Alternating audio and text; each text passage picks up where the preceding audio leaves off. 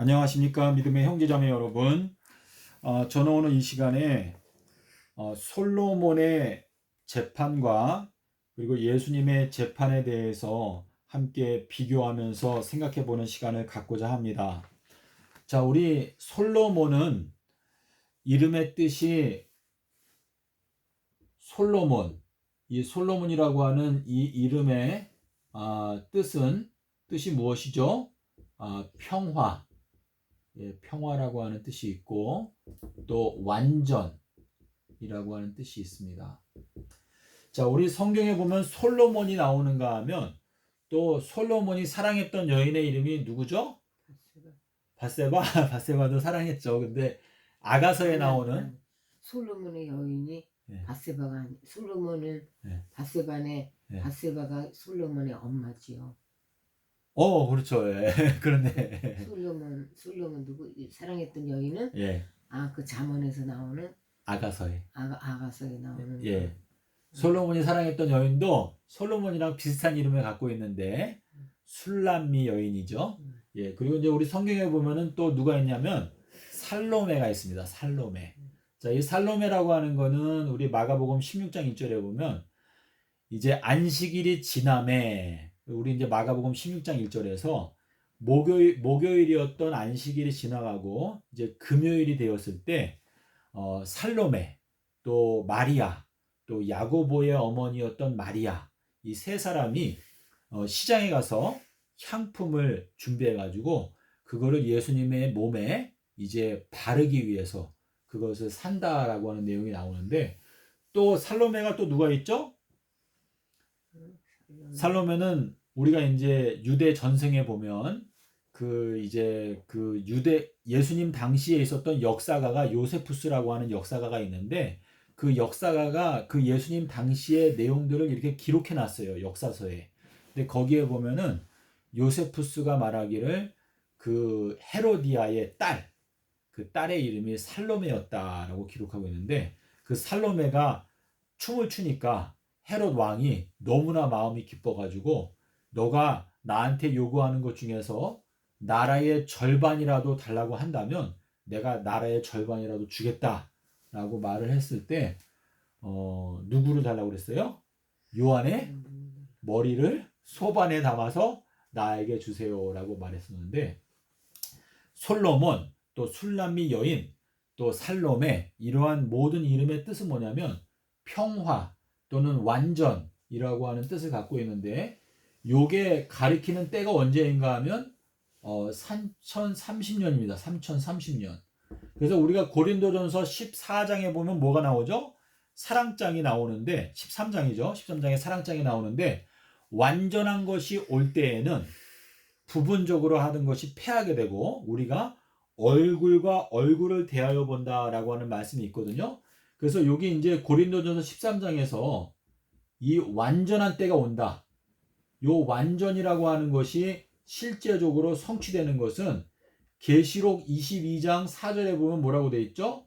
우리가 예수님의 얼굴을 이제 온전히 보게 된다 라고 하는 말씀이 있는데, 우리가 예수님의 얼굴을 온전히 보게 되는 때는 고린도전서 13장에서 말하는 대로 완전한 것, 그러니까 예수님께서 뭐라고 말씀하시는가 하면 내가 오늘과 내일과 모레는 내가 가야 하는 길이 있는데 제3일에는 완전하게 된다라고 하는 그러한 말씀을 하셨습니다. 자, 근데 이 솔로몬 왕이 하나님께 지혜를 구하였습니다. 자, 이 지혜를 구한 목적이 뭐였죠? 지혜를 구한 이유는 무엇이었는가 하면 내가 재판을 할 때 하나님의 뜻대로 올바른 재판을 할 수 있도록 하기 위해서 하나님 저에게 지혜를 주십시오, 총명을 주십시오. 자, 그렇게 말했을 때 우리 열왕기상 3장 12절에 보면 하나님께서 솔로몬에게 지혜를 약속하시는 장면이 나옵니다. 자, 그 내용을 제가 이제 찾아서 읽어드리겠습니다. 우리 열왕기상 3장 12절에 보면은 하나님께서 솔로몬에게 이렇게 말했습니다. 내가 너의 말대로 하여 너에게 지혜롭고 총명한 마음을 주노니 너의 전에도 너와 같은 자가 없었거니와 너의 후에도 너와 같은 자가 일어남이 없으리라. 자, 하나님께서 솔로몬에게 총명한 마음을 약속을 하시는데 너 이전에도 너와 같은 총명한 자가 일어남이 없고 너 이후에도 너와 같이 총명한 자가 일어남이 없을 것이다. 자, 이 솔로몬은 예수 그리스도를 비유적으로 나타내는 실존적인 인물이었는데 예수님께서 이 솔로몬에 대해서 언급하실 때 나는 솔로몬보다 더 큰 자가 바로 나다 라고 하는 말씀을 하셨습니다. 자, 그래서 우리 인생들 중에서 예수님 다음으로 지혜로웠던 사람은 솔로몬이다 라는 것을 저희가 알 수가 있습니다. 자, 근데 이 솔로몬의 명재판의 이야기를 보게 되면 자, 한 집에 두 여자가 살고 있었습니다. 자, 근데 이 두 여자가 아이를 낳게 되었는데 이 한 여자가 아이를 낳고 그 다음에 두 번째 여자는 이 여자가 아이를 낳고 나서 우리 성경에 보면 뭐라고 되어 있냐면 제3일에 이 두 번째 여자가 아이를 낳았다라고 기록하고 있습니다. 자, 그런데 이 두 번째 여자가 제3일에 아이를 낳았는데 자기가 잠을 자다가 자기 아이를 깔려서 죽였어요. 자, 그리고 나서 자기 아이가 죽은 걸 확인하고 밤에 몰래 와서 이 첫 번째 여자의 품에 있는 아이를 자기 품에다 갖다 놓고 자기의 죽은 아기를 이 첫 번째 여자의 품에다가 몰래 넣어놨습니다. 자, 그래서 아침에 일어나 보니까 이 첫 번째 여자가 자기 아이가 죽은 걸 보고 깜짝 놀랐어요. 자, 근데 자세하게 보니까 자기 아기가 아니에요. 자, 그래서 이 첫 번째 여자가 너무나 억울해가지고 이 두 번째 여자를 데리고 솔로몬 왕에게 찾아와서 재판을 요구하였습니다. 자, 이 내용은 무슨 내용인가? 자, 이 첫 번째 여자가 아이를 낳은 것은 이 여자는 예수님의 십자가에서 아이를 낳은 여자를 나타냅니다. 자, 근데 이 제3일에 아이를 낳은 이 여자는 요 십자가상에서 아이를 낳은 여자는 서기 30년도에 예수님의 십자가에서 아이를 낳은 것인데 이 제3일에 아이를 낳은 이 두 번째 여자는 3030년에 부활하게 되는 악한 무리들을 나타내는 것입니다. 자, 그런데 이 솔로몬 왕이 이 두 여자 중에서 지금 살아있는 아이는 딱 한 명인데 이 살아있는 한 아이의 진짜 어머니를 가려내는 것이 지금 재판의 관건인데 솔로몬이 이 두 여자의 얘기를 듣고 나서 칼을 가져와라. 그리고 이 칼로 이 살아있는 아이를 반을 정확하게 똑 잘라서 반반씩 양쪽에 나누어 주어라 라고 명령을 내렸습니다. 자, 그때 이 진짜 엄마는 자기 아이가 그냥 살아있는 것만으로도 족하다라고 하는 생각이 들어서 왕이시여 그 아이를 죽이지 마시고 그냥 저 여인에게 그 아이를 주십시오. 저는 괜찮습니다. 라고 말을 했습니다. 자, 근데 이 두 번째 여자는 뭐라고 말했는가 하면 왕이시여 그 아이를 정말 왕께서 공평하게 똑 반을 잘라서 하나는 저에게 주고 하나는 저에게 주십시오. 자, 그렇게 말했을 때 이 솔로몬 왕이 그 칼을 들고 있는 사람에게 뭐라고 말했죠? 절대 그 아이를 죽이지 말고 칼을 거둬라. 그리고 그 아이를 이 첫 번째 여인에게 주어라 라고 말했습니다.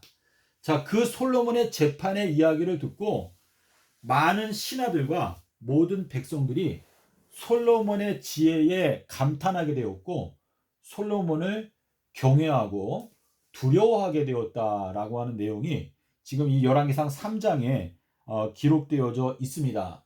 자, 이것은 예수님께서 이 마지막 때에 이 세상을 심판하시는 그 내용을 비유적으로 말씀을 하신 건데요. 자, 우리 325년도에 무슨 사건이 있었는가 하면 이때에 니케아 종교 회의가 있었습니다. 자, 이 니케아 종교 회의는 콘스탄틴 황제가 주재해서 이 니케아 종교 회의 때 무엇을 했는가 하면 유월절 때 하던 성찬식을 언제로 옮겼는가 하면 부활절로 옮겼습니다. 자, 이것이 무엇을 뜻하는가 하면 요 유월절은 예수님의 십자가를 나타냅니다. 십자가 사건에서 예수 그리스도의 십자가의 보혈을 나의 마음 가운데 받아들이는 행사가 바로 이 성찬식인데, 이 유월절 때에 성찬식을 해야, 자, 유월절 다음 날, 그러니까 우리가 쉽게 말하면은, 정확하게 말하면 15일 날. 자, 15일은 무슨 사건이 있었죠? 이때에는 장자의 재앙이 있었습니다. 자, 장자의 재앙이 오기 전에 먼저 유월절 성찬식을 통해서 예수 그리스도의 보혈의 피를 나의 문설주에 발라야 이 15일 날 장자의 재앙이 올 때 그 천사가 나의 마음의 문에 있는 예수 그리스도의 보혈의 피를 보고 나를 죽이지 않고 그냥 지나치게 되는 것이 바로 유월절의 축복입니다. 자, 그런데 지금 이 니케아 종교 회의 때 무엇을 했는가 하면 이 성찬식을 유월절에 하지 말고 이것을 부활절로 옮기게 되는 그러한 결정을 콘스탄틴 황제가 하였습니다.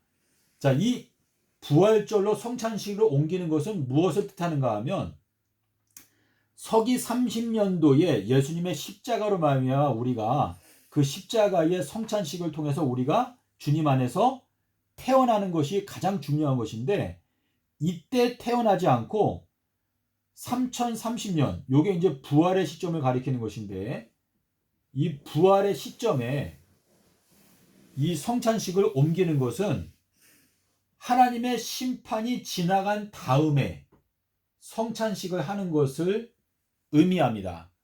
자, 다시 말해서 지금 이 두 여자 중에서 첫 번째 여자가 하나님의 여자이고 이 두 번째 여자는요, 제3일에 태어나게 되는, 다시 말해서 심판의 부활로 나오게 되는 둘째 사망을 경험하게 되는 여자를 나타냅니다.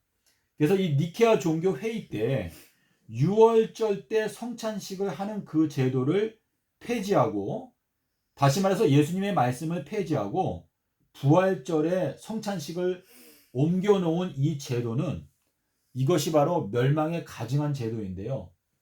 이것이 지금 기독교회 안에 깊이 뿌리박고 있기 때문에, 제가 미국에 있을 때 일요일 교회를 제가 가보았는데 실제로 이 부활절 때 성찬식을 하는 것을 제가 보았습니다.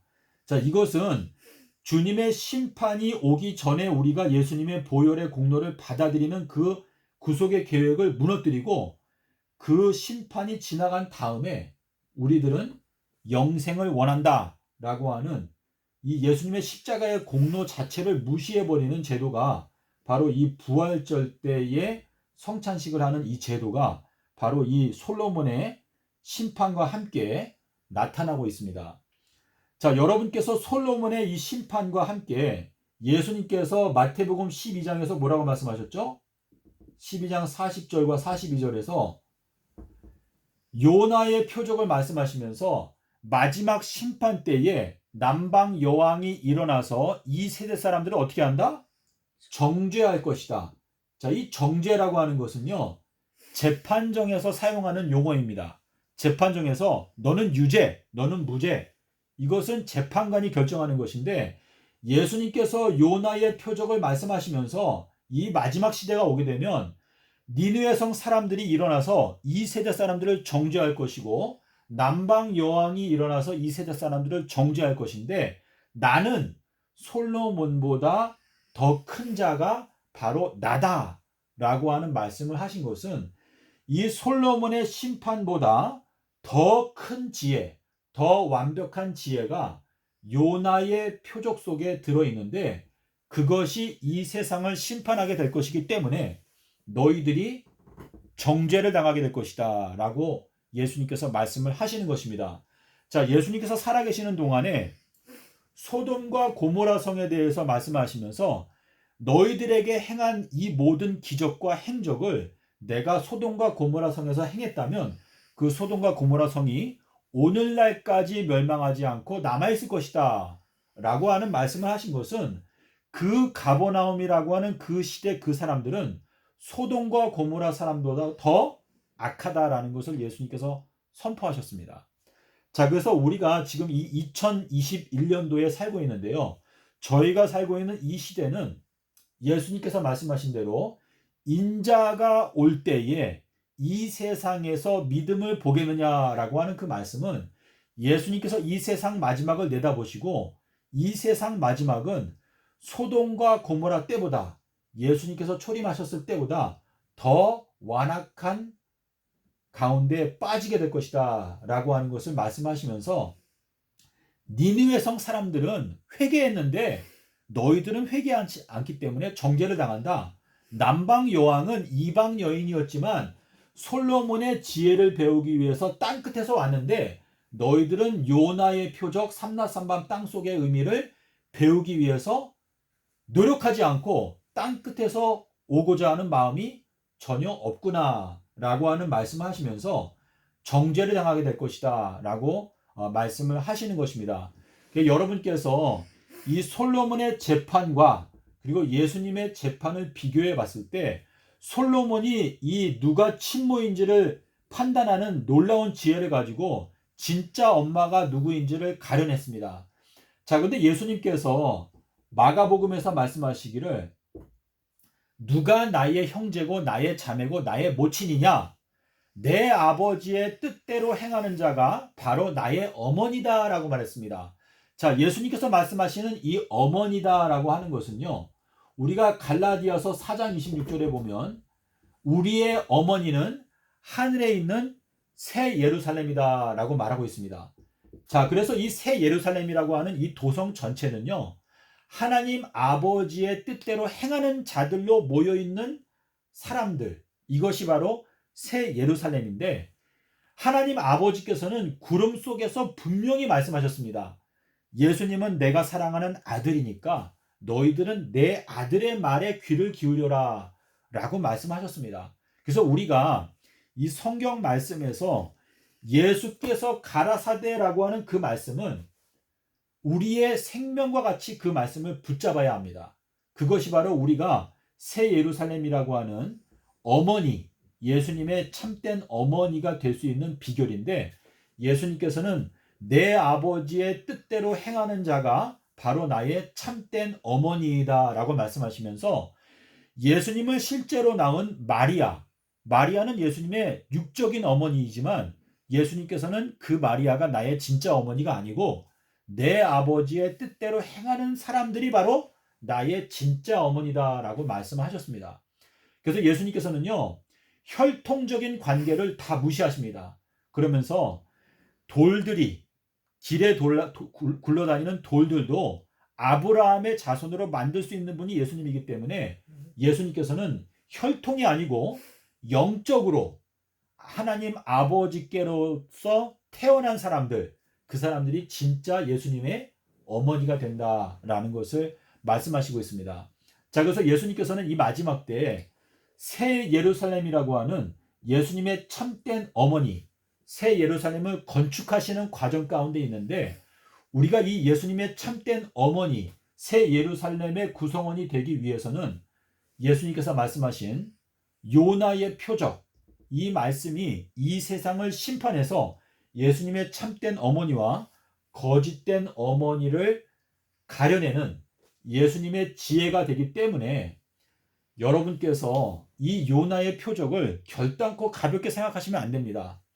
제가 지금 이 요나의 표적을 전파한 지가 지금 9년째가 되었는데요. 이 요나의 표적을 살펴보면 살펴볼수록 그 속에서 생명수의 강이 끊임없이 흘러나오는 것을 경험하고 있습니다. 그래서 여러분께서 이 마지막 때, 자, 로마서 14장 10절에 보면 뭐라고 말씀하셨는가 하면 우리 모든 사람들은 단 한 명도 빼놓지 않고 다 하나님의 심판석 앞에 서게 된다라고 말했습니다. 그래서 우리가 이 심판석에 섰을 때 예수님께로부터 재판을 받게 될 때 정죄를 당할 것인가 아니면 용서를 받게 될 것인가, 이 둘 중에 하나를 선택해야 하는데 이것의 핵심에 요나의 표적이 자리하고 있다라는 것을 여러분 생각하시기를 바랍니다. 예수님께서 이사야서 9장 6절에서 아들을 주셨는데 그 아들의 이름은 기적이다. 이 기적이다, 기묘자다 라고 하는 이 말씀과 마태복음 12장 40절에서 내가 너희들에게 허락하는 기적은 요나의 기적밖에 없다 라고 하는 이 말씀이 연결되어져 있습니다. 부디 여러분의 마음 가운데서 하나님의 심판을 우리가 통과하고 용서를 받기 위해서 마태복음 12장 40절에 나타나 있는 요나의 표적을 정말 생명과 같이 연구하고 깨닫게 됨으로 말미암아 여러분께서 영원한 생명에 들어가게 되는 여러분과 저가 되기를 바라면서 오늘 말씀을 마치도록 하겠습니다. 감사합니다.